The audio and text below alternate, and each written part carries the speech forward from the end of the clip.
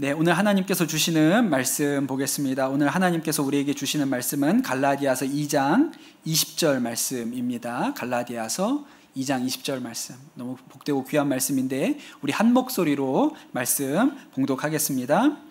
내가 그리스도와 함께 십자가에 못 박혔나니 그런즉 이제는 내가 사는 것이 아니요 오직 내 안에 그리스도께서 사시는 것이라. 이제 내가 육체 가운데 사는 것은 나를 사랑하사 나를 위하여 자기 자신을 버리신 하나님의 아들을 믿는 믿음 안에서 사는 것이라. 아멘. 네, 오늘 말씀 전하실 유기성 목사님을 소개할 필요가 있는지 잘 모르겠습니다. 얼마 전에 저희 주일 예배 때 도적과 같이 한번 오셨거든요. 제가 깜짝 놀라서 갑자기 오셔서 그날은 너무 반가웠는데 예배만 드리시고 가셨는데, 그리고 나서 이제 부흥회를 우리가 하게 됐습니다. 그래서 목사님 모시고 말씀 들을 생각을 하니까 제가 너무 설레고 기대가 됐습니다. 마치 연애하는 사람처럼 그렇게 설렜어요. 네. 그래서 오늘 너무 감사를 드리고 여러분 제가 너무 설렜 나머지 무슨 말을 해야 될지 마치 고백하는 심정입니다. 네. 제가 어땠냐면, 삭개오가 예수님 모시고 갈 때 이런 마음 비슷하지 않았을까 이런 생각이 들었습니다. 우리 유기성 목사님 나오실 때 여러분 큰 박수로 환영하고 축복하도록 하겠습니다.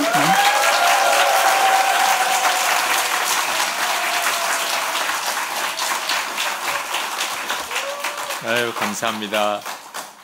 이 무더운 여름에 부흥회하느라고 고생이 많으십니다. 저도 목회할 때 추석 명절에 부흥회도 해보기도 하고 도무지 모이기가 힘든 때 집회를 하기도 했는데 그때마다 특별한 은혜가 있었습니다.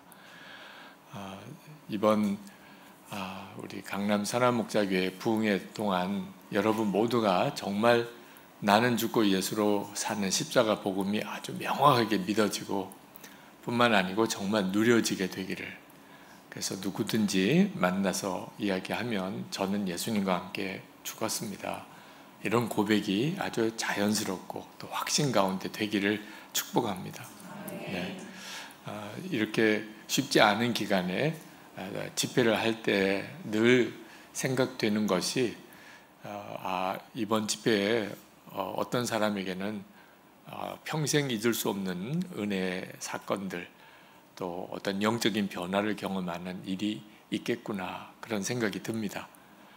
제가 이 나는 죽고 예수로 사는 사람 이 주제로 부흥회를 하겠다고 생각했던 것은 제 생애에 가장 놀라운 변화를 가져왔던 말씀이 이 말씀이었기 때문입니다. 그래서 강남 선한목자교회 이제 첫 부흥회 말씀을 무슨 말씀을 전할까? 전하고 싶은 말씀은 아주 정말 많지만 꼭 이 말씀을 드리고 싶었어요. 그리고 이 말씀 속에서 저 자신도 살아나고 또 여러분도 살아날 수 있게 되기를, 또 하나님이 그렇게 하실 줄 정말 믿어졌습니다. 제 생애에 가장 어려웠던 순간이 1984년, 지금부터 한 41년 전이에요. 그때 군목훈련 받다가 다리가 크게 다치고 군인병원에서 응급수술을 해야 되는 그날이 저에게는 회심일입니다. 이미 저는 목사가 되어져 있었지만 진정한 의미에서의 회심은 그날 저에게 왔어요. 하나님 앞에 정말 저의 죄인됨이 분명하게 깨달아지고, 그리고 하나님을 정말 찾게 되고 주의 종으로 저를 드리고, 엄청난 사건이 그날 일어났습니다. 근데 정말 힘들고 어려웠던 순간이에요. 제 평생에 그렇게 힘들었던 때가 또 있겠나 싶을 만큼. 근데 감사한 것은 그 사건을 계기로 십자가의 복음은 나는 죽고 예수로 사는 거구나 하는 것을 알게 된 겁니다. 그러니까 저에게 잊을 수가 없는 거예요. 그 상황은 대단히 어려웠어요. 그 군목 제대할 때까지 굉장히 오랜 기간을, 거의 한 7년 가까운 시간을 제 아내도 말할 수 없는 고생을 많이 했고 그랬는데 그때 저에게 나는 죽고 예수로 사는 사람이라는 십자가의 복음이 명확해졌습니다. 저의 생애에 가장 복된 시간이라고 저는 그렇게 기억하는 거예요. 이렇게 한여름에 폭염 속에 부흥회를 하는 이런 부흥회 때 그런 생각이 듭니다. 아마 이처럼 특별한 부흥회 때는 하나님이 특별한 역사를 행하시는 모양이다. 여러분 중에 아마 이번 부흥회를 통하여 내가 예수 믿는 것이 완전히 달라졌다고, 그리고 그동안 말은 많이 들었는데 진짜 나는 죽고 예수로 사는 믿음이 명확해졌다고, 그런 고백이 여러분에게 있게 되기를 원하여 이 말씀을 드리려고 하는 겁니다. 저는 말씀을 준비하면서 이미 엄청난 은혜를 받았습니다. 늘 부흥회 가면 늘 이 말씀을 자주 전하기는 했어요. 근데 항상 한 번 딱 전했습니다. 뭐 3번 설교를 해달라, 5번 설교를 해달라, 7번 설교를 해달라. 그 중에 한 번은 나는 죽고 예수는 사는 사람 설교를 했어요. 근데 설교할 때마다 늘 아쉬운 것이 시간이 제한되었기 때문에 그냥 꼭 해야 될 중요한 내용만 딱 전하고 말았던 겁니다. 조금 더 나누면 좋았을 텐데 그런 내용을 항상 아쉽게 그냥 넘어가야만 했습니다. 그런데 이번에는 이 말씀으로 3번에 나누어서 말씀을 전하면 좋겠다. 그래서 전하고 싶은 내용을 좀 더 충분히 나누면 좋겠다. 그런 생각을 했는데 말씀을 준비하다가 한 7번은 해야 되겠다. 이런 생각이 들더라고요. 또 줄이고 또 줄이고 오늘도 주어진 시간 안에 말씀을 이렇게 전하려고 하다 보니까 또 줄이고 또 줄일 수밖에 없는 아쉬움이 좀 있기는 했습니다. 그러나 이미 뭐 우리 강남 선한목자교회는 나는 죽고 예수로 사는 십자가 복음이 낯선 교회가 아니고 또 엄재현 목사님 통해서 계속 그 말씀에 대한 도전을 계속 받고 계시니까 아쉬움은 없을 거라고 생각이 들어요. 저는 항상 나는 죽고 예수로 사는 복음을 이렇게 전할 때면 저 자신은 이거 너무 좋고 이것이 저를 살렸고 이게 진짜 예수를 믿는 거고 예수를 믿는 진정한 축복을 이 복음에서 말씀하는 거라고 그렇게 느끼는데 받아들이시는 교인들은 굉장히 부담스러워 하시더라고요. 한 번 어느 교회에 이번 강남 선한목자교회처럼 나는 죽고 예수로 사는 사람이 이제 부흥의 주제라고 하니까 부흥에 안 나오는 집사님들이 있었어요. 그래서 사모님이 너무 안타까워서 전화를 이렇게 했더니 결론은 이번 부흥에 가면 죽는데 그래가지고 안 나오는 거예요. 제목 자체가 너무 불안해요. 나는 죽고 예수로 사는 사람 저렇게 될까봐. 그래서 불안해서 안 나오시는 분들이 있으시더라고요. 그만큼 이 나는 죽고 예수로 사는 복음에 대한 오해도 굉장히 크고 또 잘못 받아들이는 분들도 많은 것이 정말 안타까운 일입니다. 오늘 여러분 안에 이 문제가 완전히 풀어지게 되기를 원합니다. 여러분 중에도 솔직히 그건 너무 어려운 일이야 이런 느낌이 확 오는, 이번 부흥의 주제는 너무 좀 심각해, 너무 어려운 말씀인 것 같아 이런 느낌이 있으신 분들, 그런 분들은 완전히 그 생각이 바꿔지게 되는 것이 일단은 가장 큰 은혜의 역사입니다. 그러니까 나는 죽고 예수로 사는 사람, 이 말씀은 한마디로 말하면 나는 예수님과 사랑에 빠졌어요 이런 뜻이에요. 여러분이 쉽게 여러분들도 나는 죽고 누구누구는 산다 이런 표현을 씁니다. 제가 제 아내와 만나서 교제하면서 저는 죽고 리브가는 살았어요. 제 아내 너무 자연스럽게 제 아내 이렇게 생각하면 그냥 나는 그냥 죽었고 이제는 내가 사는 것은 오직 리브가예요. 네. 그 사랑에 빠진 사람은 쉽게 이해하실 거예요. 네. 누군가 이렇게 사랑하게 되면 확 느낌이 이제는 나는 이 사람을 위해서 나는 죽었어. 내가 뭘 원하고 뭐 하고 싶은 게 없어졌어요. 그 사람이 행복하면 좋겠어요. 이런 경험을 여러분들도 살아가는 동안에 다 해보시잖아요. 자녀를 낳으면 이제는 나는 이 아이를 위해서 살 거야. 실제로 그런 일이 뭐 있을 수 있겠는가 싶긴 합니다만, 진짜 정말 그런 상황이 온다면 저는 제 아내를 살리고 제가 대신 죽을 거예요. 우리 딸이 둘이 있는데 아마 그런 다급한 상황이 생긴다면 딸을 살리고 제가 대신 죽을 수 있어요. 여러분들도 그 점이 나는 아닌데 이런 분은 아마 거의 없을 거예요. 사랑하는 사람이 우리에게는 있습니다. 그 사랑한다는 말이 무슨 뜻이죠? 나는 죽고 그 사람이 사는 거예요. 부부 사이에, 그리고 부모와 자녀 사이에. 그런 사랑을 우리도 다 경험하고 살잖아요. 예수님을 믿으면 이렇게 믿어야 예수님을 믿는 거지. 나는 죽고 예수로 산다. 그건 너무 어려워요. 이렇게 나오기 시작하면 예수님과 관계는 사실 이미 한참 멀어 있고 굳어 있는 관계인 거예요. 우리가 예수를 믿는다고 하면서도 예수 믿는 것으로 인한 기쁨을 누리지 못하고, 그리고 예수 믿는 실제적인 능력을 경험하지 못하는 이유가 여기에 있는 거예요. 나는 죽고 예수로 사는 이 말이 가슴에 뜨거운 사랑으로 확 와닿지 않고, 어떻게 그렇게 살아? 이렇게 느껴지는 것이 벌써 문제가 있는 겁니다. 그러니까 예수님을 믿는데 한참 문제가 있다는 뜻인 거예요. 나는 죽고 예수로 산다는 말이 이게 낯설게 느껴지는, 힘들게 느껴지는 이유는 아직도 나는 예수님을 믿지만 사랑에 푹 빠진 그런 관계로 예수님을 믿고 있는 건 아니라는 뜻입니다. 그러니까 이번 부흥회, 3일 동안의 부흥회가 여러분이 예수님을 믿는 데서 예수님과 사랑에 푹 빠지는 단계로 바꿔지는 역사, 이 3일이 그렇게 된다면, 또 그 눈이 열리는 계기가 된다면 이건 기가 막힌 거죠.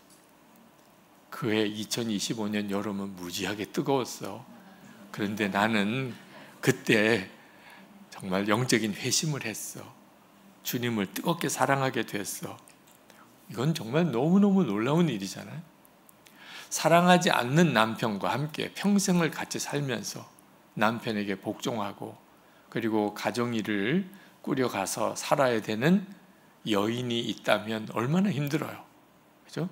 그래도 결혼을 했고 또 내 남편이고, 그러니 뭐 마음의 기쁨도 없고, 정말 그것 때문에 누려지는 어떤 사랑의 어떤 짜릿함도 경험해 보지 못하면서 그렇게 살아야 되는 그런 어떤 여인처럼 지금 많은 그리스도인들이 예수님을 그렇게 믿어요. 뭐 교회를 떠날 생각은 못해요. 이렇게 어떻든지 믿어서 천국에 가야지 이렇게 생각을 합니다. 근데 기쁨은 없어요. 예수 믿는 것도 너무 힘들어, 이런 생각만 불쑥 나요. 이건 너무 불행한 거죠. 우리 주님이 그걸 기쁘시겠어요? 우리가 예수를 믿는데 힘들어하고 부담스러워하고 그런 모습을 우리 주님이 보시는 마음이 어떻겠습니까? 그래서 이 말씀을 전하면서 주님이 저에게 이 말씀을 전하게 하시는 이유, 여러분에게 지금도 힘든데 이제 죽으라네, 이런 형태로 받아들이지 말라는 거예요. 아주 그냥 엎친 데 덮치는 격으로만 느끼지 말라는 거예요. 여러분들이 신앙생활 하는 것을 하나님이 근본적으로 새롭게 해주시고 싶어서, 정말 예수 믿는 게 복이구나, 진짜 행복이구나, 예수 믿는 거 아니면 나 어떻게 살 뻔했나, 이렇게 되도록 이 말씀을 여러분들과 나누라고 하는 거예요. 도대체 어떻게 예수님과 사랑에 빠질 수 있을까? 예수를 믿어도 어떻게 그렇게 믿을 수 있을까? 가장 중요한 것은요, 성경대로 믿는 것에 대해서 분명해야 합니다. 예수님을 믿어도 성경대로 분명하게 믿어야 한다는 뜻이에요. 이 갈라디아서 2장 20절 말씀은 여러분 다 잘 알지만, 이 갈라디아서 2장 20절을 성경 말씀 그대로 읽지를 않는 게 또 신기할 정도예요. 분명히 우리는요, 한글을 다 아는 사람입니다. 그래서 갈라디아서 2장 20절을 그대로 또박또박 읽어요. 그런데 읽고 난 다음에 마음속에 어떻게 생각하냐면, 그래, 죽어야 되나 봐, 이렇게 또 읽어요. 아니 여러분, 이 10장 뭐라고 쓰여져 있어요? 이미 우리는 죽었다는 거예요. 내가 그리스도와 함께 십자가에 못 박혔나니 이제는 내가 사는 거 아니요 내 안에 그리스도께서 사시는 거예요. 분명히 그렇게 기록되어 있죠. 네. 그런데 이 말씀을 붙잡고 기도하라 그러면 하나님 알겠어요. 이제 죽을게요. 죽여주세요. 아니 분명히 죽었다고 그렇게 죽었다고 이제는 내가 사는 거 아니라고 그렇게 성경은 기록을 했는데 꼭 말씀을 붙잡고 기도하면 하나님 저도 솔직히 진짜 죽고 싶어요. 죽여주세요. 진짜 정말 속 터지는 일이에요. 그러니까 여러분은 죽었습니까? 이렇게 물어보면 대답을 죽었다고 하는 대답을 하는 교인이 극히 드물어요. 여러분 분명히 내가 죽으면 가정이 살고 내가 죽으면 교회가 살고 내가 죽으면 내 주변 사람들이 다 주님을 알게 돼요. 근데 굉장히 성경적인 말씀 같은데 죽으면이 아닙니다. 이미 우리는 주님과 함께 죽었어요. 이 점을 명확하게 붙잡을 수 있어야 그 다음 단계로 주님과 사랑에 빠지는 단계로 들어가게 되는 겁니다. 2000년 전 예수님이 십자가에 달리실 때 그때 저와 여러분 모두 다 예수님과 함께 죽었어요. 우리는 예수님이 2000년 전 그 골고다 산상에서 죽었음을 다 믿습니다. 그 점에 대해서 조금도 이의가 있는 분은 없을 거예요. 예수님은 죽으셨어요. 2000년 전에 분명히 완전히 죽으셨어요. 그리고 사흘 만에 부활하신 거죠. 근데 나는 그때 주님과 함께 죽었다니까요. 예수님은 죽었는데 나는 안 죽었어요. 그럼 예수 믿는 사람이 아닙니다. 근데 나는 예수 믿는 사람이라고 하면서 예수님은 죽었는데 나는 안 죽었다고 이렇게 말이 나오면 이건 문제가 심각한 거예요. 그건 성경대로 안 믿는 거예요. 로마서 6장 3절 말씀을 같이 한번 읽겠습니다. 무릇 그리스도 예수와 합하여 세례를 받은 우리는 그의 죽으심과 합하여 세례를 받은 줄을 알지 못하느냐. 4절에 그러므로 우리가 그의 죽으심과 합하여 세례를 받음으로 그와 함께 장사되었나니 이는 아버지의 영광으로 말미암아 그리스도를 죽은 자 가운데서 살리심과 같이 우리로 또한 새 생명 가운데서 행하게 하려 함이라. 아멘. 여러분 중에는 이게 도대체 무슨 말씀인가 싶은 분이 있으실 거예요. 이게 도대체 무슨 말이지? 예수님과 합하여 세례받은 우리는 예수님과 합하여 십자가에서 죽었다. 이게 또 무슨 말이지? 예수님과 함께 우리는 장사 지냈다. 하나님께서 구약 시대에 우리의 죄를 사하실 때 제사를 드리게 하셨어요. 짐승제사, 희생제사를. 그때 하나님께서 어떤 규정을 주셨냐면 죄를 지은 사람이 하나님 앞에 속죄함을 받기 위하여 이제 짐승을 가지고 제사장에게로 갑니다.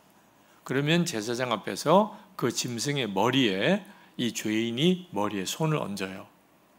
그러면 이 죄인의 죄가 그 짐승에게 전가됩니다.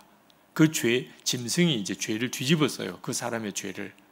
그리고 그 짐승의 목을 따서 피를 쏟아 흘립니다. 그러면 피를 쏟아 죽지요. 그러면 내 죄를 진 그 희생 제물이 죽음으로 내가 죽은 것이라고 하나님이 받아주세요. 이게 속죄 제사예요. 그 희생 제물을 이제 하나님 앞에 번제로 올리죠. 그게 하나님이 우리의 죄를 사하시기 위하여 행하라고 하셨던 속죄 제사예요. 제물과 내가 하나가 되어지도록 하나님이 정하셨어요. 근데 이 속죄 제사는 십자가의 예표 사건입니다. 원형은 예수님의 십자가예요. 예수님을 우리는 어린 양 예수라고 표현하는 이유는 우리의 속죄 제물이기 때문입니다. 자, 우리는 죄인이에요. 예수님은 우리의 어린 양 속죄 제물이세요. 예수님이 십자가에서 피 흘려 죽으셨어요. 그러면 내가 죽은 거예요? 안 죽은 거예요? 죽은 거잖아요. 예수님이 십자가에 죽었으니, 나를 대신한 속죄 제물로서 죽으셨으니 죄인인 나도 죽은 것이라고 하나님이 인정하신 거예요. 하나님이 그렇게 정하신 거죠. 근데 예수님은 죽으셨는데 나는 안 죽었다면 이 말이 어떻게 돼요? 그럼 속죄가 어떻게 이루어져요? 나는 안 죽었다고. 여러분 중에도 여러분은 죽었습니까? 그러면 나는 안 죽었는데 이렇게 나오면 이건 심각한 문제가 되는 겁니다. 도대체 예수님의 십자가의 속죄가 내게 어떻게 이루어질 수 있어요? 예수님은 죽었는데 나는 안 죽었다면. 우리가 예수님을 믿을 때 정말 성경에 있는 내용 그대로 믿으셔야 돼요. 고린도전서 1장 30절 제가 읽어드릴게요. 너희는 하나님으로부터 나서 그리스도 예수 안에 있고 예수는 하나님으로부터 나와서 우리에게 지혜와 의로움과 거룩함과 구원함이 되셨으니. 그러니까 하나님이 지금 행하신 일이에요. 하나님이 행하신 일 중에 놀라운 일은 우리를 예수 그리스도 안에 있게 하셨다. 저도 그렇고 여러분도 그렇고 여기 있는 사람 중에 한 사람도 예외 없이 하나님이 여러분을 예수님 안에 있게 하셨어요. 우리는 태어나기도 전이에요. 하나님이 만세전에 우리를 구원하려고 정하신 놀라운 복음이에요. 자, 그 예수님이 죽으셨어요. 우리가 예수님 안에 있는데 예수님이 죽으셨다고. 그러니까 내가 죽은 것으로 하나님은 인정하신 거예요. 그래서 사도 바울이 이제는 내가 사는 것이 아니요 이렇게 고백하는, 이제는 내가 사는 것이 아니요 내 안에 그리스도께서 사시는, 사도 바울에게만 그랬다는 게 아닙니다. 우리는 이 믿음으로 세례를 받아요. 여러분 세례를 받았다면 여러분은 이 믿음을 가진 사람이란 뜻입니다. 세례는 이 믿음을 가졌기 때문에 주는 거예요. 예수님 안에 있으므로, 예수님이 죽으실 때 나도 죽었습니다. 그 사도 바울이 그렇게 고백한 그 고백은 제 고백이고 여러분의 고백. 예수님이 십자가에 죽으실 때 사도 바울도 죽었고 저도 죽었고 여러분도 죽었습니다. 우리가 할 일은 믿음입니다. 믿음. 그렇습니다, 하나님. 주님이 죽으실 때 저도 주님 안에서 죽었습니다. 이때부터 역사가 일어나기 시작합니다. 예수님을 믿는다는 말은 여기서부터 시작되는 거예요. 주님은 십자가에 죽으셨고 나도 죽었습니다. 왜? 제가 주님 안에 있었기 때문에.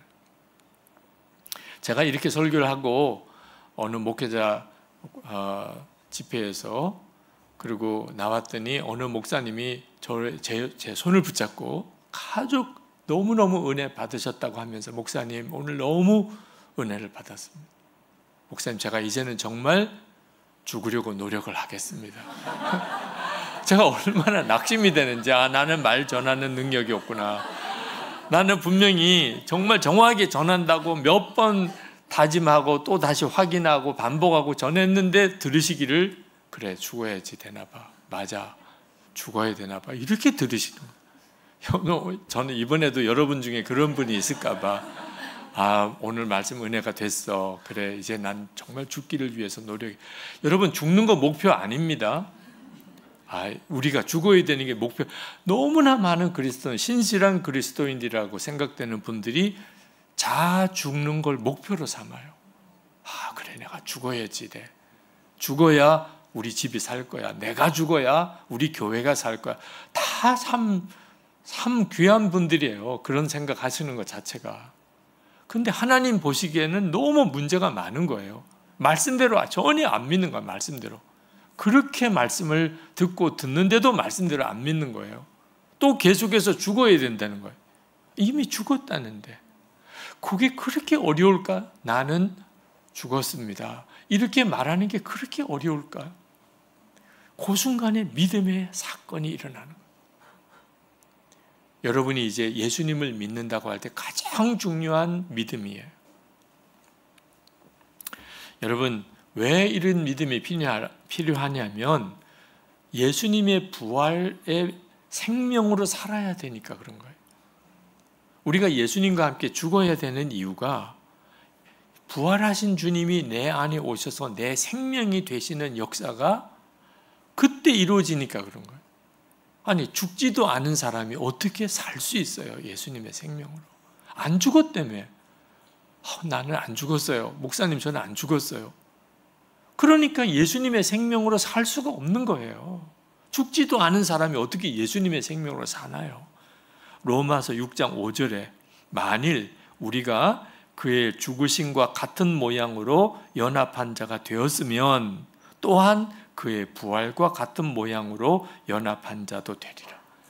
예수님과 합하여 죽었기 때문에 예수님과 합하여 살게 되는 거라는 거예요. 근데 예수님과 합하여 죽었다는 것을 안 믿으면 예수님으로 어떻게 사냐는 거예요. 그러니까 예수님을 믿기는 믿지만 그냥 교회만 다니는 거예요. 교회만 다니는 거지 실제로 예수님으로 사는 삶을 전혀 경험을 못하는 겁니다. 예수님은 살아계시댔는데 어디 계신 건지, 왜 내 삶 속에는 역사를 안 하시는 건지, 내가 예수님과 함께 죽었음을 분명하게 믿고 고백하지 않으니까 주님은 아무것도 못 하시는 거예요. 로마서 6장 8절에 만일 우리가 그리스도와 함께 죽었으면 또한 그와 함께 살 줄을 믿노니. 그러니까 이 예수님과 함께 죽었습니다, 나는 죽었습니다는 이 믿음과 고백이 중요한 이유인 거예요. 신앙생활에 모든 답답한 문제, 말씀대로 사라지지 않는 원인이 여기에 있는 겁니다. 제가 속이 타겠어요, 안 타겠어요? 나는 죽고 예수로 사는 복음을 그렇게 설교하고 제자훈련 과정에 넣고 그렇게 해서 제자훈련도 하게 하고 그래서 욕을 많이 들었어요. 딴 설교 좀 해달라. 목사님 제발 언제까지 죽었습니다 그러시냐, 좀 제발 좀 딴 설교도 해달라. 제가 이렇게 보니까 실제로는 전혀 안 믿는 거예요. 그 얼마나 속이 타요. 우리가 이미 죽었다는 또 하나의 결정적인 증거가 있는데 우리 안에 성령이 오신 거예요. 창세기 6장에 보면 하나님께서 처음에 인간을 창조하실 때 우리 안에 생영을 주셨어요. 하나님의 영이죠. 그래서 사람이 된 건데 인간이 죄인이 되니까 하나님이 그 영을 거두십니다. 창세기 6장 3절에 나의 영이 영원히 사람과 함께하지 아니하리니 이는 그들이 육신이 됨이라. 그래서 하나님이 사람에게서 하나님의 영을 거두세요. 그때부터 우리는 이제 하나님과의 교제가 끊어진 사람이 된 겁니다. 그러니까 주님을 알고 싶어도 도무지 막연하고 하나님은 살아계신지 도무지 알 수 없고, 지금도 세상에 많은 사람들이 하나님이 안 계시다고 생각하는 이유가 거기에 있는 겁니다. 하나님의 영을 하나님이 거두셨기 때문에 알 수가 없는 거예요. 그런데 오순절 성령 강림 때 성령이 임합니다. 그 말은 무슨 뜻입니까? 예수 믿는 사람에게는 이제 하나님께서 죄의 종노릇하고 있던 그 존재를 십자가에 처리하셨다고 하나님이 정하셨음을 알 수 있는 거예요. 죄인이었기 때문에 하나님의 영을 거두세요. 그런데 그 성령을 다시 보내세요. 그 말은 우리는 더 이상 죄의 종 아니라는 뜻. 우리의 옛사람은 죽었다는 뜻입니다. 하나님이 그렇게 받으셨다는 거예요. 그래서 여러분에게 성령이 와 계시다면 그러면 하나님은 여러분을 어떻게 보시는지를 알 수가 있어요. 하나님은 여러분을 예수님 안에서 죽었고 이제는 예수님으로 사는 자가 되었다고 인정하신 겁니다. 그렇지 않았다면 성령이 오실 수가 없어요. 지금 여러분이 성령의 역사로 오늘 여기까지 오신 거예요. 여러분이 오늘 저녁 집회에 참여한 것은 성령이 아니면 설명할 수가 없어요. 지금까지 예수 믿고 여기까지 은혜를 사모하며 온 것은 여러분 안에 계신 성령께서 그렇게 하신 겁니다. 그럼 도대체 지금 우리는 뭘 보고 있는 거죠? 내가 이미 죽은 거구나. 하나님이 그렇게 인정하셨구나. 그러면 어떻게 해야 돼요? 나도 그렇게 인정해야 되잖아요. 성령이 내게 오신 것을 성경은 보증을 섰다고 하나님이 그렇게 말씀하세요. 하나님이 그냥 말로만 내가 너희를 다 용서했다, 너희는 이제 죄의 종 아니다, 너희는 이미 예수님과 함께 십자가에 죽었어, 말만 그렇게 하신 게 아니고, 그러면 자꾸 의심이 생기니까 증거는 없고 하나님은 엄청난 약속은 하시고 이걸 어떻게 믿으라는 거지? 하나님이 보증으로 우리에게 성령을 주셨다는, 고린도후서 1장 22절, 그가 또한 우리에게 인치시고 보증으로 우리 마음에 성령을 주셨느니라. 우리 안에 성령이 오신 것은 이제 우리는 하나님의 사랑하는 자녀가 되었는데 이미 죄인인 우리의 옛사람은 죽었고 이제 예수님이 내 생명이 되신 사람이 되었다. 그래, 그래서 성령을 너에게 준다. 우리가 성령을 받은 거예요. 그러니까 성령이 내 안에 계시다는 사실을 내가 분명히 안다면, 그러면 나는 죽었습니다, 그렇게 고백하고 사는 것이 당연하다는 거예요. 그래서 로마서 6장 11절에 이와 같이 너희도 너희 자신을 죄에 대하여는 죽은 자요 그리스도 예수 안에서 하나님께 대하여는 살아있는 자로 여길지어다. 그렇게 여기라는 거예요. 그러니까 주여 오늘 이 시간에 저를 죽여주십시오, 그렇게 기도하지 말라는 거예요. 이미 죽은 사람이 뭘 또 죽여달라는 거예요. 복음은 나를 죽이는 거 아니에요. 그렇게 생각하니까 나는 죽고 예수로 사는 게 엄청 힘들고 두렵고 나는 못할 것 같고 그렇게 생각하는 거예요. 내가 나를 죽여야 된다고 생각하니까. 그렇지 않다는 거예요. 이미 죽었음을 믿는 거예요. 세상에 그것도 못합니까? 아니 죽으라 이러면 사실 으악 그러고는 그냥 다시 빨리 화장실 가서 빨리 집에 돌아가면 되잖아요. 그죠? 죽은 척하고 그냥 기어 나가든지,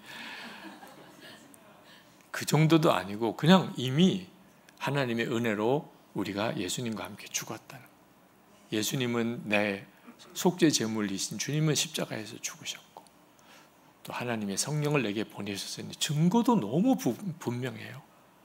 그냥 나는 하나님 감사합니다, 나는 죽었습니다, 이렇게 하면 된다는 거예요. 이 고백이 되어지는 순간부터 역사가 일어나겠어요. 여러분은 여러분 스스로를 한번 돌아보세요. 나는 죽었다, 이 고백을 하고 사십니까? 여러분의 삶 속에. 부부 사이에도 하나님 저는 죽었습니다. 부모님을 대할 때, 자녀를 대할 때도 주님 저는 죽었습니다. 시험이 오거나 환난이 생기거나 또는 유혹이 오거나 그때 주님 저는 죽었습니다. 이게 우리 자신이에요. 그렇게 사시나요? 예수님을 믿어도 그런 고백이 없으니까 그 다음에 주님이 살아 역사하시는 체험도 없는 거예요. 그러니까 도대체 예수 믿어도 하나님은 뭐야 아무것도 역사를 안 해주시네. 안 해주시는 게 아니라니까요. 못 하시는 거라니까요. 외국 선교회라고 세계에서 아마 가장 강력한, 역사도 많이 일어났었고 강력한 선교단체, 외국 선교회 국제 총재였던 노만 그럽 선교사님, 그분이 새내기 선교사 시절에 아프리카 콩고에서 사역을 시작을 했는데 선교사로 나갈 때만 해도 그는 가슴이 뜨거웠어요. 좋은 선교사가 되고 하나님 앞에 충성스러운 선교사가 되고 싶었어요. 근데 막상 선교 현장에 딱 나가보니까 내가 얼마나 준비가 안 된 사람인지, 자기가 이 선교 사역을 끝까지 할 수 있을지 도무지 자신도 없고 그리고 미래도 보이지도 않아요. 그렇게 낙심해 있을 때 외국 본부에서, 영국에 있던 외국, 지금은 외국 본부가 영국에서 이제 태국으로 옮겨갔지만 펜 루이스가 쓴 그 십자가 복음, 나는 죽고 예수로 사는 십자가 복음에 대한 책을, 소책자를 보내주었습니다. 이 노만 그럽 선교사님이 그 외국 본부에서 온 그 책자를 읽고 깜짝 놀랐어요. 거기에 자기가 이미 죽었다고 나오는 거예요. 한 번도 그런 복음의 말씀을 들어보지를 못했었는데 그날 그래서 성경을 막 찾아보니까 진짜 내가 죽은 거예요. 로마서 6장에도 그렇고 갈라디아서 2장에도 그랬고 도무지 믿어지지가 않는 겁니다. 아니 내가 죽지 않았는데 그런데 어떻게 내가 죽었다고 말하지? 근데 그날 밤에 그것 때문에 도대체 이걸 어떻게 받아들여야 될지 고민할 때 주님께서 그에게 말씀을 하셨어요. 예수 그리스도가 정말 죽으셨는가? 성령의 음성을 들어요. 그래서 예수님은 죽으셨지요. 그때 그러면 너도 그렇단다. 그분께서 죽으실 때 내가 그분 안에 있었기 때문이다. 깜짝 놀랐어요. 늘 고백하던데요. 나는 주님 안에, 나는 주님 안에. 그렇게 찬양도 하고 그렇게 고백도 했었어요. 내가 예수님 안에 있다. 근데 이게 무슨 뜻이에요? 예수님이 십자가에 죽으셨다면 예수님 안에 있는 나도 죽은 거죠. 어떻게 이렇게 간단하고 단순한 내용을 그동안에 나는 모르고 살았을까? 갑자기 눈이 열렸어요. 그분이 그렇게 썼습니다. 나는 눈이 뜨였다. 나는 주님께 도달하기 위해서 몸부림칠 필요가 없었다. 나는 이미 예수님 안에 있었다. 나는 그리스도와 함께 죽었다. 나는 그리스도와 함께 묻혔다. 나는 그리스도와 함께 들림받았다. 나는 천국에서 그리스도와 함께 앉았다. 그리고는 아침에 그가 일어나서 카드를 하나 꺼냅니다. 그리고 그 카드에 묘비를 그려요. 무덤 묘비를. 그 묘비에다가 이렇게 씁니다. 노만 그럽 그리스도와 함께 이곳에 묻히다. 그 카드를 노만 그럽 선교사는 어디든지 가지고 다녔어요. 자기 책상에 항상 그 카드를, 자기 묘비를 그린 그 카드를, 노만 그럽 그리스도와 함께 여기 묻히다. 자기는 이미 죽고 장례식 치르고 이미 자기 무덤까지 있어요. 자, 여러분에게 여러분의 무덤이 있습니까? 여러분은 언제 예수님과 함께 죽었음을 믿었습니까? 여러분 한번 확인해야 돼요. 나는 도대체 언제 예수님과 함께 내가 죽었음을 믿었는가? 우리는 다 예수 믿는다고 이야기를 해요. 그게 도대체 무슨 믿음을 갖는 거죠? 예수님이 십자가에 나 위에 죽으셔서 내가 죄사함 받았다. 그런 믿음이 너무 귀해요. 그러면 그 믿음이 뭘 말하죠? 나도 예수님과 함께 이미 죽었다는 뜻이에요. 나는 내가 중학교 때 또는 대학생 때 나는 예수님과 함께 죽었음을 받아들였습니다. 그럼 그날 내 무덤이 생긴 거예요. 제가 제 회심에 대한 간증을 시작하면서 했는데 그날이 저에게 있어서 회심이었던 것은 제가 예수님과 함께 죽었음을 받아들인 날이니까. 그 다음부터 노만 그룹 선교사님의 사역에 엄청난 주님의 역사가 나타나요. 외국 선교회가 지금의 외국 선교회의 위상을 가지게 됩니다. 엄청난 사역들이 퍼져나가기 시작합니다. 주님이 역사하실 수 있게 된 거예요. 왜? 내가 죽었음을 정말 믿고 받아들이니까. 여러분이 가정에 있든지 일터에 있든지 여러분이 예수님과 함께 이미 죽었음을 받아들이는 순간에 그때부터 여러분이 이제 경험을 하기 시작해요. 예수님은 지금 내 안에 계시고 나를 통해 역사하시는구나. 누구를 만날 때, 무슨 말을 할 때, 무슨 일을 할 때 여러분이 확연히 다른 걸 느끼게 돼요. 비로소 예수님은 여러분 안에 계시기만 한 게 아니고 역사하기 시작해요. 여러분 귀신 들린 사람 본 적 있나요? 금방 알죠, 그죠? 이 사람 귀신 들렸구나. 금방 알죠? 만나서 조금만 이야기해 보면 벌써 확 사람이 다르잖아요. 말도 다르고 눈빛도 다르고 행동도 다르고. 우리는 예수님을 모시고 사는 사람이에요. 다 예수님을 영접했잖아요. 아니 귀신 들린 사람도 금방 아는데 그 사람 속에 귀신이 있음을, 예수님을 영접한 우리를, 나를 보는 내 아내나 남편, 부모와 자녀들은 알까? 예수님이 내 안에 계신 걸. 아니 귀신이 강해요? 예수님이 크세요? 비교가 안 되는데 나는 예수님을 모시고 사는데 왜 내 주변 사람은 예수님이 나와 함께 계신 걸 모르는 거죠? 일단은 귀신과 주님의 역사가 다르기 때문이에요. 귀신은요, 내 의지나 내가 원하는 거와 상관없이 나를 사로잡아요. 완전히 강도고 도둑이고 깡패고 무서운 살인자고 거짓말. 세상의 모든 악한 사람의 모든 형용사를 다 모아놓으면 그 자가 귀신이에요. 사탄이에요. 그러니까 사람이 흉측해지게 돼요. 귀신 들리면 금방 드러나요. 주변 사람이 금방 알아요. 근데 우리 주님은요, 우리의 의지와 결단을 무시하고 역사하지 않으세요. 우리 안에 오셨지만 내가 예수님과 함께 죽었음을 안 받아들이면, 예수님이 내 안에 계신 것을 내가 진짜 믿지 않고 주님께 전적으로 순종하려고 안 하면 주님은 아무것도 안 하세요. 그래서 예수님을 영접했는데도 남편이 몰라요. 예수님이 내 안에 계신데도 아내가 몰라요. 내가 안 죽은 사람은, 내 자아가 죽음으로 처리되지 않은 사람은 가까운 가족도 몰라요. 예수님이 내 안에 계셔도. 이게 얼마나 참 답답하고 끔찍한 일이에요. 우리 주님은 얼마나 속이 타고 안타까우시겠어요. 많은 교인들이 나는 안 죽었다고 말하는 데는 나름대로 까닭이 있습니다.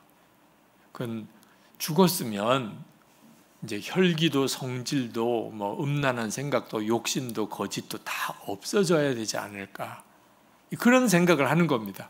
내가 죽었다면 내 속에 거짓말도 또 혈기도 성질도 음란함도 뭐 다 없어져야 되잖아. 근데 그게 여전히 있으니까 나는 안 죽었나 봐. 자, 이제 정확하게 아셔야 돼요. 성경이 말하는 내가 죽었다는 것은 뭐가 죽은 걸 말하는지를. 여러분의 성질, 혈기, 음란, 거짓, 욕심, 이건요 여러분의 육신의 소욕이에요. 육신의 소욕. 이 육신의 소욕은 죽은 거 아니에요. 여러분의 육신의 소욕이 죽은 사람은 그러면 장례식 치러야 되지. 육신이 죽어본 사람, 여러분 보셨을 거예요. 죽은 사람, 가족 중에나 주변에 가까운 사람이나 죽었대. 그러면 그 사람은 이제 관에 들어가고 화장하고 매장하고 이렇게 장례를 치르죠. 우리는 육신은 그냥 있어요. 육신을 그냥 가지고 있으니까 그 욕심, 성질 여전히 우리 속에 일어나요. 예수를 믿어도 똑같이 일어나요. 교만한 마음도 혈기도 다 있습니다. 그럼 뭐가 다른가?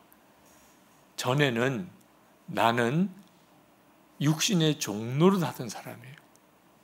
그걸 옛사람이라고 말하는 겁니다. 옛자라고도 표현하죠.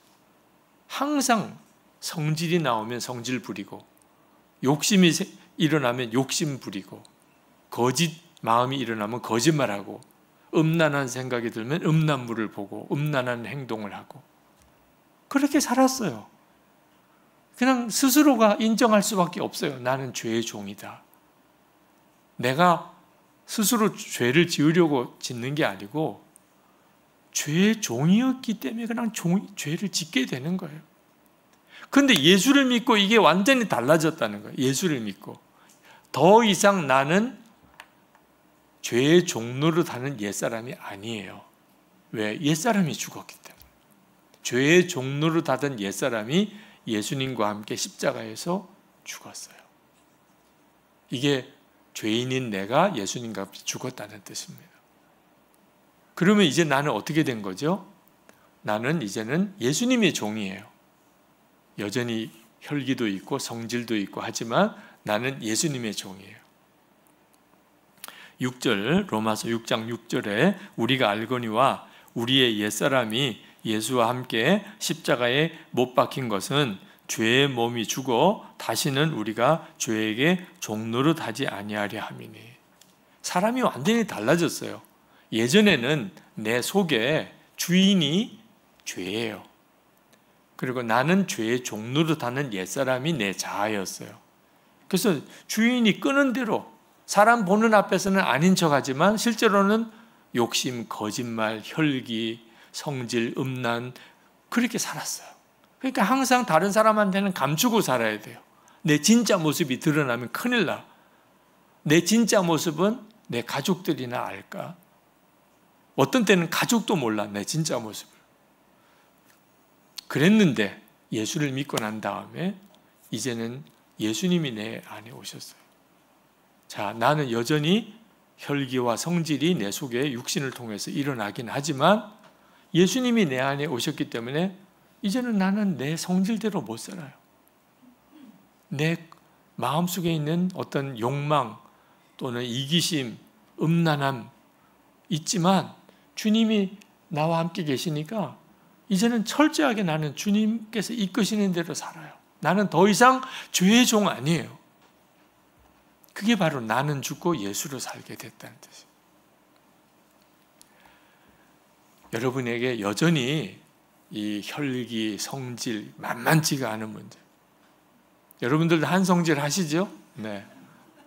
지금 드러내라고는 안 하지만 여러분 속에 지금 한성질 다 있으시죠? 네. 가까이 사는 사람은 아는, 당신도 보통 성질은 아니지. 다들 서로 그렇게 하면서 살잖아요. 네. 그런데 그때마다 내가 이 성질을 못 이기겠어. 그래서 내가 죽었다는 걸 믿지 못하겠어. 자, 그럴 때 여러분에게 필요한 게 믿음인 거예요. 믿음. 어떤 믿음이죠? 내가 이미 죄의 종 아니라는 것을. 예수님과 함께 나는 죄의 종노릇하던 내가 죽었다는 것. 이제는 나는 예수님의 종이라는 것에 대한 믿음을 그때 이제 분명하게 해야 하는 겁니다. 혈기가 일어나요. 성질도 일어나요. 또 내 속에서 막 음란함도 일어나요. 욕심도 일어나요. 그때 이제 진짜 여러분의 믿음이 검증되는 시간이에요. 여러분이 뭘 믿을 건지. 다윗이 골리앗 앞에 섰습니다. 골리앗은 구척장신 거인이에요. 다윗은 소년이에요. 무기도 없어요. 다윗이 도대체 골리앗을 어떻게 이길 수 있겠어요? 이게 꼭 우리가 지금 매일 부딪히는 문제예요. 우리 앞에는 혈기라는 골리앗이, 정욕이라는 골리앗이, 음란이라는 골리앗이, 세상 염려와 걱정이라는 골리앗이 우리 앞에 딱 와요. 못 이기겠어요. 나는 항상 이거에 넘어졌어. 나는 도무지 이거는 못 이길 것 같아. 그런 문제가 있을 때 다윗을 생각하라니까. 다윗이 골리앗 앞에 섰을 때 다윗은 자기는 너무나 작아요. 골리앗은 거인이에요. 그래도 다윗은 하나님이 자기와 함께 하심을 믿었어요. 나는 골리앗 너 종 아니야. 다윗은 담대하게 그렇게 외쳤어요. 너는 칼과 창과 단창으로 내게 나오지만 나는 만군의 여호와 이름으로 내게 나아간다. 이 고백이 매 순간 우리에게도 필요한 거예요. 여러분이 늘 넘어지는 죄가 있습니까? 늘 넘어지는 거. 그것 때문에 항상 신앙적인 좌절감에 빠져 있어요. 그때 이제부터는 진짜 믿음을 써야 돼요. 나는 예수님과 함께 이미 죽었고 예수님이 내 주인이세요. 그러면 나도 담대하게 외쳐야죠. 다윗이 골리앗에게 한 것처럼. 목사님 그랬다가 마귀가 더 화내면 적당하게 타협하고 가야지. 마귀가 요 정도로만 참아주면 그나마 다행이지 뭐 조금만 더 세게 나와도 곤란하잖아. 제발 좀 이렇게 생각하지 말라는 거예요. 마귀랑 타협해가지고 뭘 더 자세하겠어요. 이제는 예수님을 믿을 거면 진짜 믿고 아니면 정말 아닌 거지. 마귀야, 나는 너 종 아니야. 너 그동안에 혈기 가지고 나 마음대로 내가 조종하고 성질 가지고 마음대로 너 조종했고 음란함 너 마음대로 나를 비참하게 만들었고 그동안에 너 걱정 염려로 나를 완전히 짓뭉개고 그런데 나 이제 예수님과 함께 십자가에 죽었어. 너 종노릇 하던 옛사람 유기성은 죽었어. 나는 이제 예수님의 종이야. 내게서 썩 꺼져. 여러분 이렇게 담대하게 나가야 돼요. 여러분이 정말 그렇게 누구 사람이 있을 때 그러면 또 이상한 사람처럼 볼까봐 조용히 정말 아무도 없는 곳에 또는 통성기도하는 시간에 담대하게 고백해 보세요. 여러분의 입으로 진짜 담대하게 내가 죽었음을 마귀에게 분명하게 선포하고 예수님이 내 생명이심을 분명하게 고백하고 해보시라니까요. 이 믿음이 분명할 사람에게서부터 사랑에 빠지는 단계로 들어가요. 이 믿음도 없는 사람은 사랑은 도무지 언감생심 생각도 못할 일이라니까. 제가 설교 열등감이 굉장히 강했어요. 정말 나 같은 사람이 무슨 설교를 하나 이런 생각을 할 정도였는데 고린도전서 1장 27절에 하나님께서 세상에 약한 것들을 택하사 강한 것들을 부끄럽게 하려 하시며, 이 말씀이 저를 확 사로잡았어요. 저는 약한 게 늘 열등감의 문제였어요. 설교가 안 되는 거예요. 도무지 하나님의 은혜의 통로로 쓰임 받지를 못하는 거예요. 말 잘하는 분도 많으시고 지식도 많은 분도 많으시고 나는 어떻게 저런 분들처럼 설교할 수 있을까? 근데 말씀을 딱 보니까 약한 자를 택하여 강한 자를 부끄럽게 하라. 너무 놀라운 말씀인데 믿어지지가 않아요. 여러분은 이 말씀이 믿어지나요?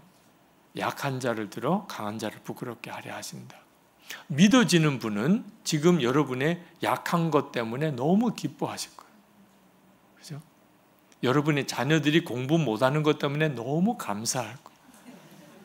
하나님이 미련한 자를 택하여 지혜로운 자를 부끄럽게 하래. 야, 너 하나님의 계획이 있는 아이구나. 공부 잘하는 아이 때문에 늘 슬프고 좌절감에 봐요. 얘는 버렸나 봐, 하나님이. 그러시죠? 아니, 믿음은 정말 성경대로 믿어야 되는데 저는 완전히 반대로 믿고 있더라. 3일 동안 큐티하고 결론 내렸어요. 이거는 그냥 믿는 수밖에 없는 말씀입니다. 이해하고 내가 이것을 논리적으로 깨닫고 정말 그 다음에 믿어져서 이게 믿게 되는 게 아니구나. 믿을 거냐 안 믿을 거냐 결정만 해야 되는 거예요. 하나님 믿겠습니다. 그리고 성경책을 끌어안고 꼬꾸라져서 울었어요. 정말 많이 울었어요. 왜 그렇게 눈물이 나는지 모르겠어요. 그때 알았어요. 하나님의 말씀대로 믿는다는 게 엄청난 일이라는. 오늘 우리 부흥의 첫째 날 하나님의 말씀대로 이제 정말 믿고 난 다음에 하나님이 살아계신지 안 계신지를 논하자고요. 내가 안 죽었다고 계속 이 상태에서 극복이 안 되면 그 다음에 약속된 모든 것은 내게 현실이 아니에요. 목사님 한 분이 반복해서 짓는 이런 음란 죄로 인해서 깊은 좌절에 빠졌어요. 상담을 오셨는데 제가 그 목사님에게 말씀을 드렸어요. 목사님, 죄 이기려고 애쓰지 말고 이미 목사님이 예수님과 함께 죽었음을 믿으세요. 이제는 옛사람이 죽었습니다. 이제는 목사님이 주님 붙잡고 얼마든지 주님 이끄신 대로 살 수 있어요. 죽었음을 믿으시면 돼요. 그랬더니 그 목사님께서 자신이 없다는 거예요.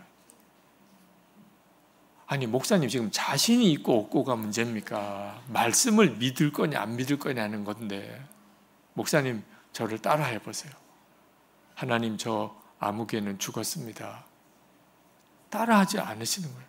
목사님 따라해 보세요. 느낌이 없대요.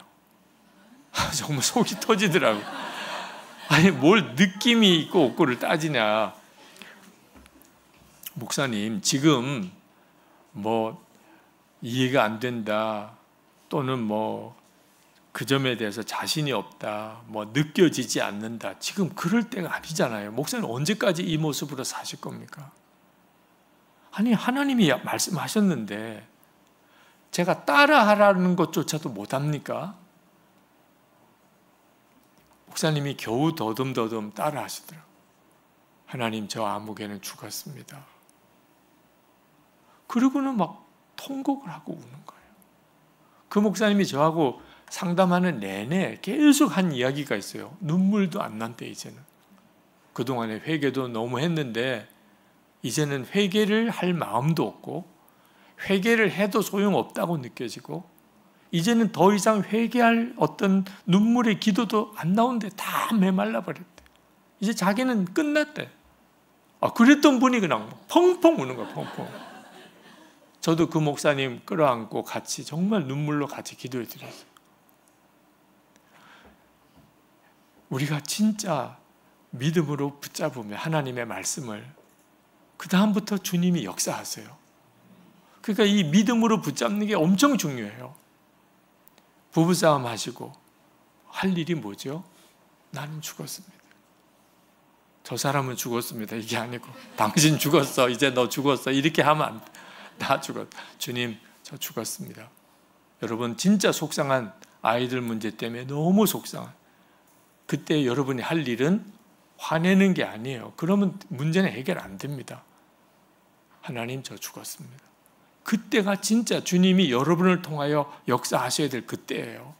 근데 여러분이 다 가로막고 있는 거예요. 안 죽은 여러분의 자아가 주님이 아무것도 못하게 만드는 거예요. 난 죽었습니다. 지금 여러분에게 엄청난 어떤 어려운 문제가 딱 부딪혔습니까?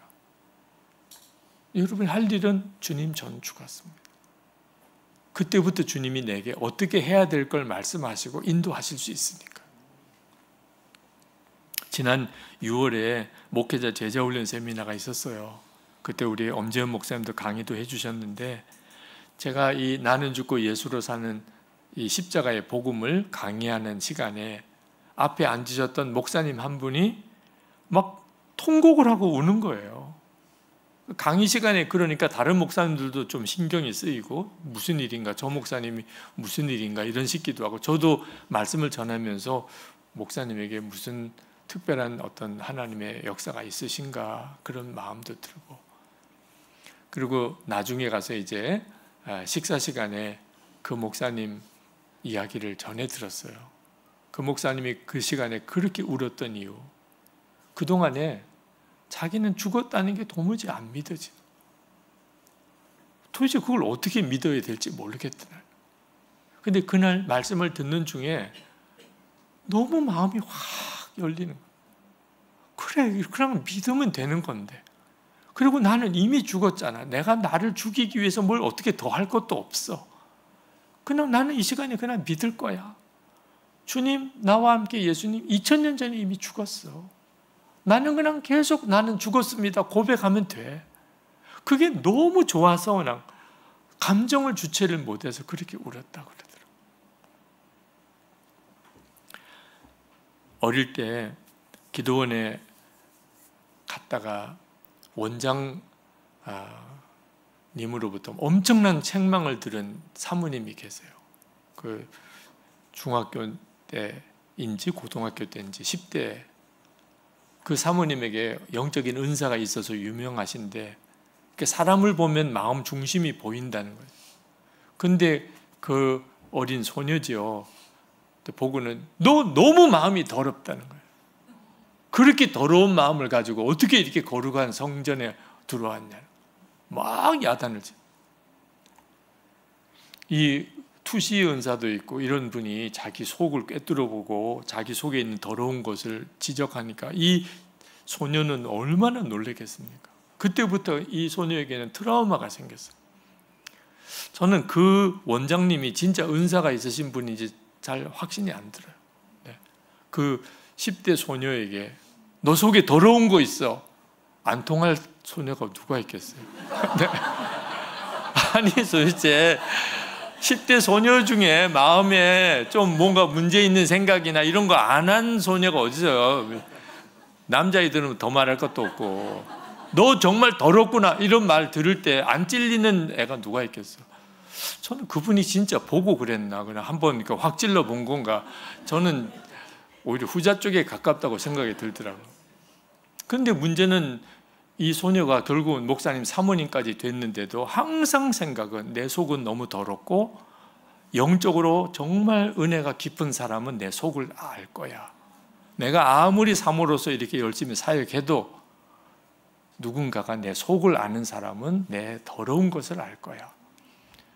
그게 얼마나 힘든지 결국은 다 그만둘 생각을 하셨어요. 더 이상은 이렇게 억지로 은혜롭게 사모 노릇하는 거 이거 더 못하겠어. 이제 나는 끝이야. 이거 해결이 안 되는 거예요. 속에 있는 이 더러움이 해결이 안 되는 거예요. 그날 세미나 때 저랑 같이 이제 식사하는 테이블에 앉으셨어요. 근데 그 사모님이 당신은 음식을 안 드시고 계속 음식을 이렇게 떠주시기만 하세요. 그래서 이 사모님은 왜 식사를 안 하시나? 근데 그 사모님은 그냥 그 주최하는 쪽에서 이제 식사 자리를 배정을 해줬는데 저희 내외 바로 앞에 그 사모님과 목사님이 앉으신 거예요. 그 사모님은 이제 죽었다고 생각이 든 거예요. 유기성 목사님이 내 속을 다 볼 텐데 밥이 안 넘어가요. 밥이 지금 내 속을 다 보시는 저분이 이제 앞에서 아유 자기는 밥을 못 먹고 계속 떠주기만.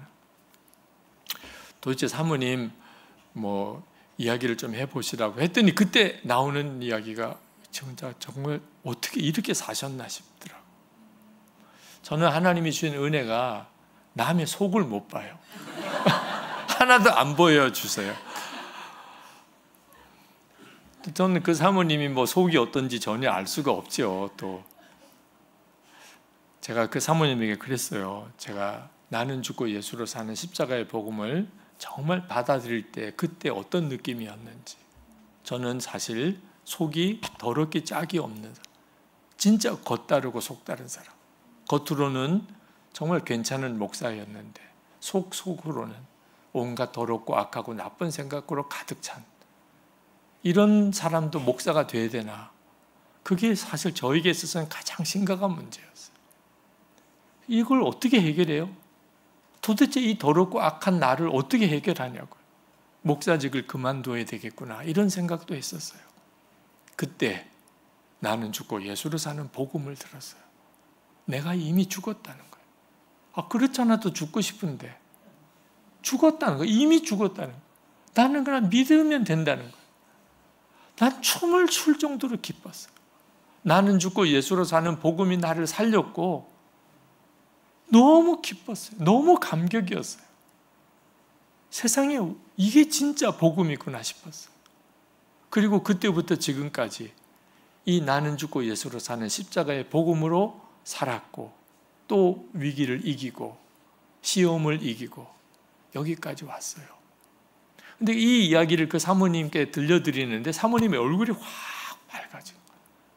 그 사모님도 모르는 내용이 아니에요. 나는 죽고 예수로 사 십자가의 복음을. 근데 그 말씀을 들으면서 이걸 어떻게 누려야 되는지를 알게 된 거예요. 그냥 믿음으로 받아들이는 거구나. 죽이려고 어떻게 노력한 게 아니에요. 정말 믿음으로 받아들이는 거예요. 여러분, 그냥 예수님을 믿는 데서 그치지 말고 예수님과 사랑에 빠지는 단계로 반드시 들어가야 됩니다. 여러분이 아직까지 예수님과 사랑에 빠졌다는 느낌이 없다면 주님은 이제 그걸 예비해 두고 계세요. 여러분이 그 점을 정확히 아시면 도대체 뭘 기도해야 될지, 하나님이 내게 어떤 은혜로 나를 이끄실지를 알게 돼요. 예수님을 믿는 단계에서 이제 주님과 사랑에 빠지는 단계로. 근데 한 가지 여러분의 마음속에 걱정이 되는 것은 하나님이 나를 정말 사랑하신다는 것을 조금이라도 좀 암시해 주시면 나도 확 빠질 텐데 이런 생각이. 하나님 나를 알기는 아실까? 유기성 목사는 아시겠지만 엄재현 목사님도 아시겠고, 근데 나는 아실까? 이런 생각을 하시는 분들이 여전히 많으시더라고요. 여러분, 어떤 한 형제와 자매가 서로 이렇게 좋아지는 느낌, 썸 탄다고 뭐 요즘에는 그렇게 표현하대요. 뭔가 이렇게 마음이 서로 끌리는 그런 느낌. 근데 결정적인 고백을 못해요. 사랑 고백을. 왜? 저쪽에서 나를 사랑한다는 걸 확인만 하면 나도 확 사랑한다고 고백할 텐데, 내가 사랑한다고 고백을 했는데 그쪽에서 우리 친구로 지내자 이렇게 나오면 그러면 정말 얼굴 보기도 서로 민망하잖아요. 사랑한다고 고백까지 했는데 우리 이러지 말고 친구로 지내자. 이렇게 나오면 어떡하지? 그러니까 사랑 고백을 못하는 거예요. 확신이 생기면 탁 사랑한다고 고백할 텐데. 그래서 계속 그냥 애매한 분위기 속에서 사랑 고백도 못하고 지내는 이런 경우처럼 꼭 우리도 주님과의 사랑이 그런 정도에서 맴도는 거예요. 과연 내가 예수님과 친밀하게 사랑에 빠진 이런 단계로 내가 그렇게 믿을 수 있을까? 주님이 정말 나를 그렇게 인정하실 수 있나? 여러분, 예수님은 여러분에게 사랑한다는 고백을 수도 없이 하셨어요. 하나님이신데 하늘 보좌 버리고 사람으로 오셨죠. 십자가에서 여러분 위해 십자가에 죽으셨죠. 성령께서 이미 여러분 안에 오셨죠. 예수님은 지금 여러분 안에 거하시죠. 오늘 저녁에 이 무더위에 여기까지 이렇게 불러내시죠. 사실 여러분은요, 주님으로부터 내가 너를 사랑한다, 내가 너를 사랑한다, 나는 너를 특별히 사랑한다, 수도 없이 말씀하신 거예요. 만약에 예수님께서 모든 성도들의 마음에 와 계시지 않다면 우리는 구경꾼일 수도 있는 거예요. 은혜 받는 몇 사람의 구경꾼. 근데 여러분 한 사람 한 사람 다 주님이 오셨어요. 여러분이 실제로 오늘 이 저녁 집회에 온통 주님의 모든 관심사예요. 예수님께서 여러분과 사랑에 이렇게 깊이 빠지기 위하여 주님이 하실 수 있는 것은 다 하셨어요. 어떻게 더 하실 수 있겠어요? 여러분 안에까지 들어오셨는데. 우리 주님이 여러분을 위해서 내가 너를 정말 사랑한다, 이런 주님이 하실 수 있는 모든 사인을 다 주셨어요. 이제 우리가 할 것만 남은 거예요. 용기, 이건 뭐 용기라고 말할 것도 없어요. 너무 확실한 거니까. 주님, 저도 주님 사랑합니다. 저 주님께 저 자신을 완전히 다 드립니다. 네, 다 맡깁니다. 이제 저 주님과만 동행하며 남은 생에 살겠습니다.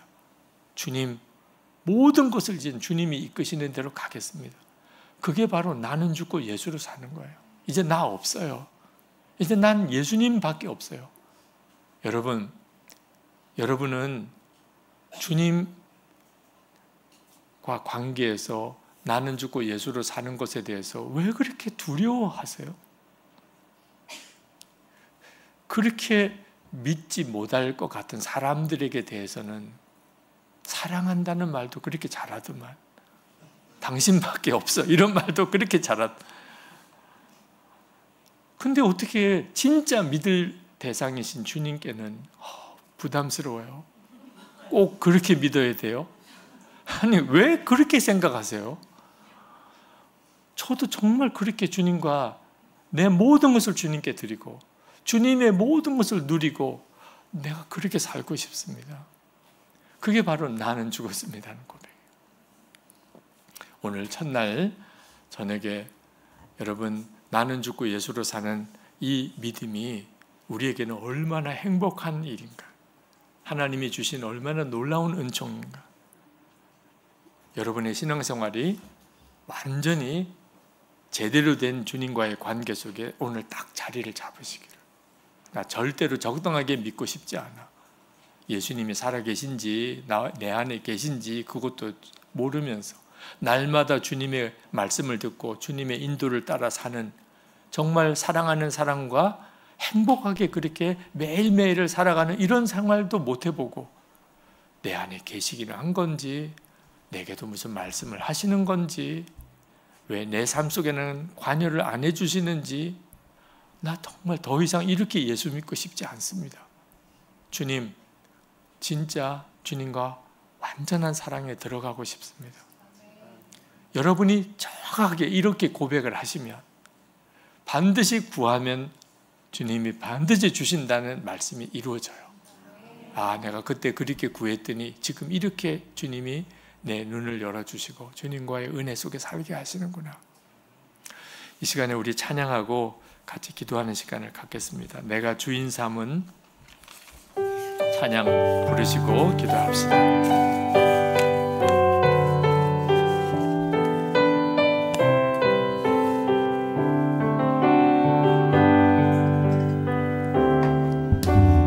주인 삼은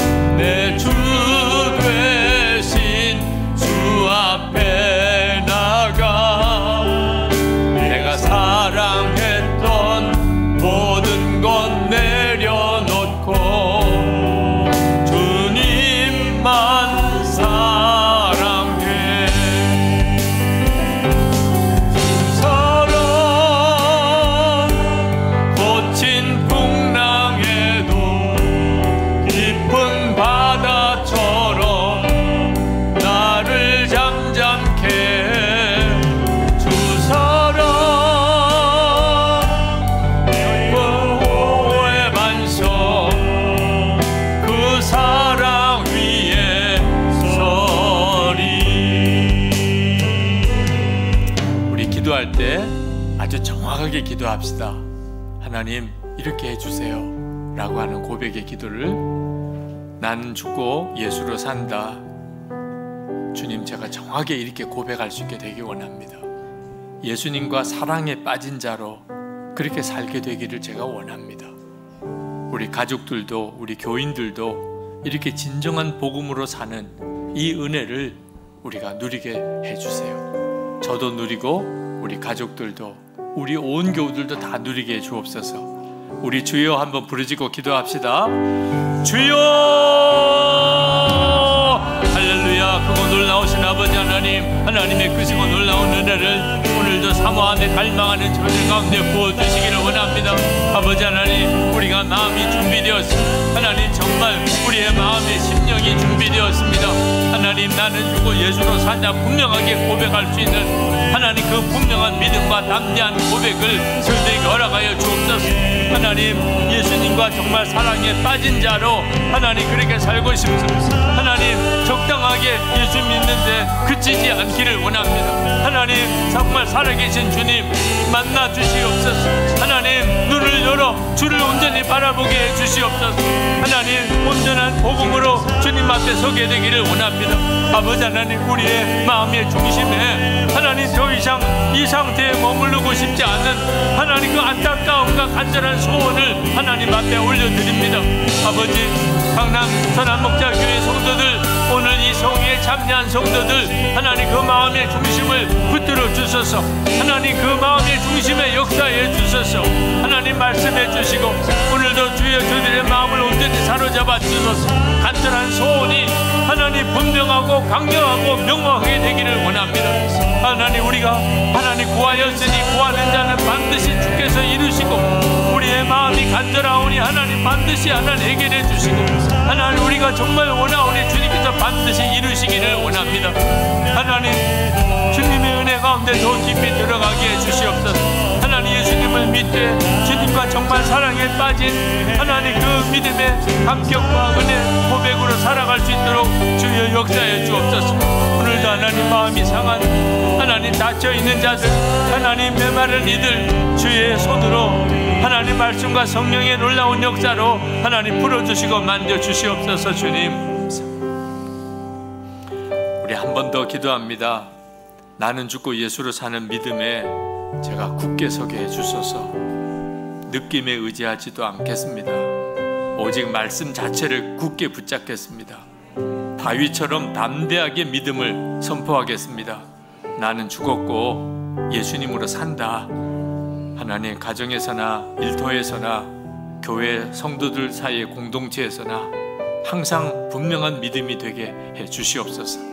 의심이 떠나고 확신이 우리 안에 분명하게 세워지게 해주소서. 더 이상 뒤로 물러서지 않는 믿음이 되게 하소서. 주여 부르짖고 기도합시다. 주여! 놀라우신 하나님의 은혜와 하나님의 역사를 찬양합니다. 하나님의 놀라운 은혜를 찬양합니다.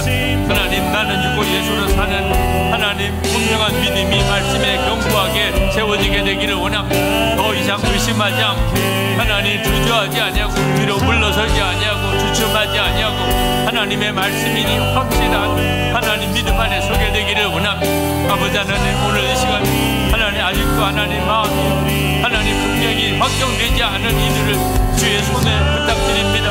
하나님, 아직도 말씀이 정확하게 들려 하나님 이해되고 깨달아지지 않은 이들을 주님께서 이 시간에 주의 성령으로 역사하여 주시옵소서. 아버지 하나님, 주의 말씀이 명확하게 더욱 들려지게 하시고 하나님 마음에 분명히 믿어지게 하시고 하나님 입술에 고백이 되게 하시고 하나님 말씀의 견고한 믿음의 중심에서 하나님 주님을 향하여 뜨거운 은혜로 나아갈 수 있게 되기를 원합니다. 오늘도 하나님 주님을 사모하는 성도들 하나님의 능하신 손에 부탁합니다. 주님의 은혜에 하나님 맡겨드립니다. 아버지 하나님, 이번 성회에 강남 선한목자교회 모든 성도들이 하나님 분명하게 예수님 안에 죽고 예수님으로 사는 하나님 믿음의 사람들이 되게 하여 주시옵소서. 하나님, 온갖 이론이 모든 생각이 하나님 모든 주장이 다 떠나가고 하나님 정말 주님으로 사는 확실한 증거들이 하나님 그 놀라운 하나님 분명한 하나님 은혜의 증인들이 일어나게 하여 주시옵소서. 아버지 하나님, 우리의 마음이 간절하여 이곳에 와서 사모하는 마음으로 와서 오늘 이 밤에 우리를 더욱 기쁜 기도로 인도하소서. 더욱 기쁜 기도로 우리를 이끌어 주셔서 주여 역사하소서. 하나님 주관하소서. 하나님 충만하시기를 원합니다.